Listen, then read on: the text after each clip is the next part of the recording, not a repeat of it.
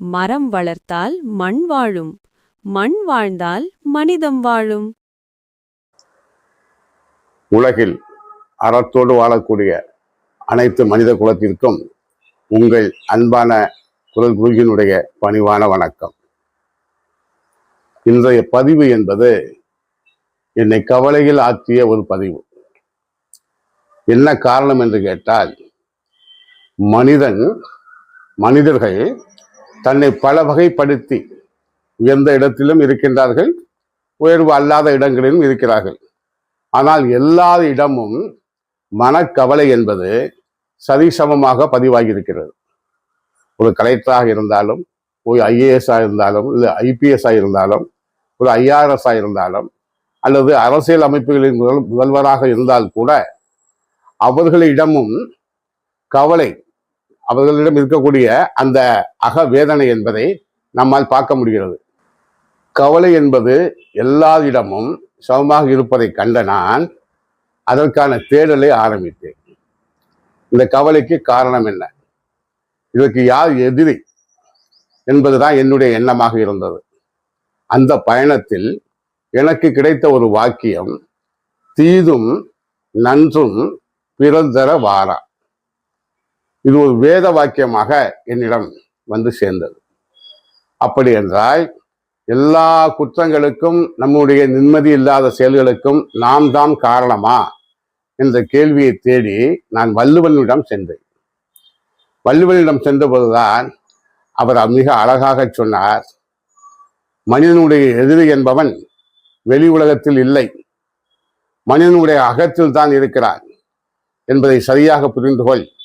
அப்படி இருக்கக்கூடிய நபர்கள், 2 நபர்கள் இருக்கிறார்கள். ஒன்று வெகுளி என்ற கோபம், இன்னொன்று இல்லறத்தினுடைய காமம். இந்த காமமும் கோபமும் தான் நம்மிடம் இருந்து கொண்டு நமக்கு எதிர்வினை ஆற்றி கொண்டிருக்கின்றன. எனவே இல்லறவாசிகளுக்கு இது 2ம் தேவைப்படலாம்.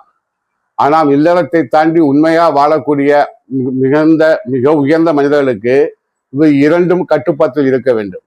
அப்படியானால் இவை 2ஐ பற்றியும் நாம் சரியாக தெரிந்து கொள்ள வேண்டும் அல்லவா? எனவே நான் என்ன செய்தேன், திருக்குறளில் அறத்துப்பாலில் துறவறம் என்ற அதிகாரத்தில் வெகுளாமை என்ற தலைப்பில் உள்ள குறள்களை படிக்க ஆரம்பித்தேன். ஏனென்றால் முதலில் கோபம், 2வது காமம். இது 2ம் நம்முடைய ஆன்மாவாக இருக்கக்கூடிய உயிரோடு அறிவோடு இணைந்து பிணைந்து நம்மிடமே இருக்கிறது. அவை எழுந்து நடமாடுவதற்கு தேவையான காரணங்கள் தான் வெளியில் இருக்கின்றன. மூலப்பொருள் உள்ளே இருக்கிறது, அந்த மூலப்பொருளை தூண்டக்கூடிய காரண பொருள் வெளியில் இருக்கிறது என்ற உண்மையை தெரிந்து கொண்டு நான் அந்த குறள்களை படிக்க ஆரம்பித்தேன். செல்லிடத்து காப்பான் சினங்காப்பான், அல்லிடத்து காக்கின் எண் காவாக்கால் எண். இது 301வது குறளாக வரக்கூடியது. அதாவது கோபம் வருவதற்கான இடத்தை நமக்கு முதலில் சொல்லுகிறார் வள்ளுவர். செல்லிடம் என்றால் கோபம் வருவதற்கான 2 இடத்தையும் பிரித்து சொல்லுகிறார். நம்மை விட எளியவரிடம் நாம் கோபத்தை காட்ட முடியும், அது செல்லிடம். நம்மை விட வலியவரிடம் நாம் கோபத்தை காட்ட முடியாது. காரணம், அவர் நம்மை தண்டித்து விடுவார்கள். எனவே இந்த குறள் என்னுடைய விளக்கம் எதுவாக இருக்கிறது என்றால், செல்லிடம் என்பது தன்னை விட கீழே உள்ள மனிதர்களாகவும், அல்லிடம் என்பது நம்மை விட உயர்ந்தவர்களாக இருக்கக்கூடிய மனிதர்களாகவும் இருக்கக்கூடிய இடங்களிலே நீ 2 இடங்களிலும் உன்னுடைய கோபத்தை காட்டாதே. கோபம் வருவதற்கான காரணம் முழுமையாக இருந்த போதும் நீ கோபத்தை காட்டாதே என்பதுதான் இந்த குறளினுடைய விளக்கம். காரணம், உயர்ந்தவர்களிடம் கோபத்தை காட்டினால் அவர் நம்மை தண்டிப்பார்கள்.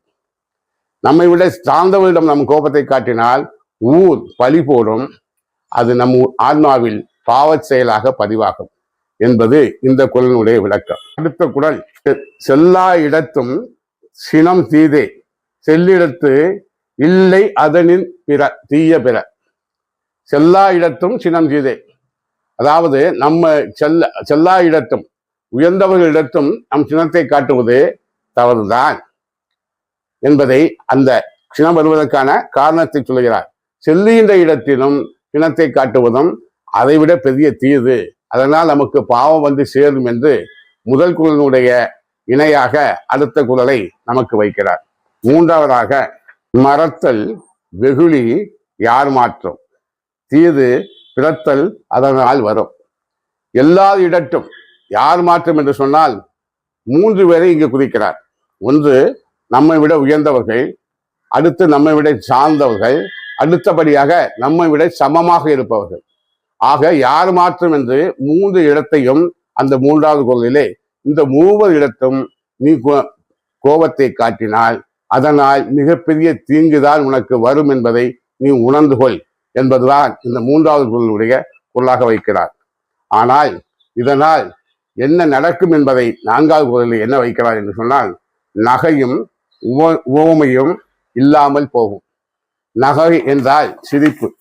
மனிதனுக்கு இயற்கையிலிருந்து கிடைக்கக்கூடிய பேச்சும் சிரிப்பும் தான் வாழ்க்கையினுடைய மிகப்பெரிய ஆதாரம். அப்படி இருக்கக்கூடிய ஆதாரம், நாம் கோபப்பட்டால் அதனால் பகை வரும். பகை வந்தால் அந்த பகைவரை காணுகிற போது நம்மிடம் சிரிப்பும் நம் அகத்தில் இருக்கக்கூடிய நிம்மதியாக உவமையும் இல்லாமல் போய்விடும்.